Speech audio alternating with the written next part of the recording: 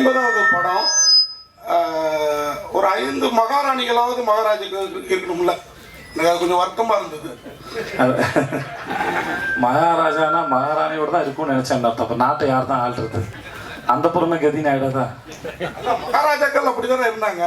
எல்லா மகாராஜா அப்படி இருந்ததுக்கு வாய்ப்பு இல்லை இல்லைங்க. ரைட்டு.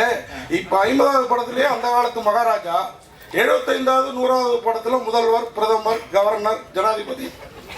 அதாவது மகாராஜ் கீழே தான் பதவி. நீங்கள் சொல்கிறது வந்து அது கீழே போயிடுதுல இல்லையா? இல்லை, இந்த காலத்துக்கு. இந்த காலத்துக்கு அண்ணே மகாராஜாங்கிறது அப்படி யோசிச்சு வைக்கல. எனக்கு இந்த படத்தை மகாராஜன் வச்சதே வந்து ஒரு சாமானியன், அவன் முடித்திருத்தும் தொழிலாளி, அவனுக்கு மகாராஜான் பேர் வச்சு அவன் அந்த சீட்டை சிம்மாசனம் ஆக்கினது இல்லை.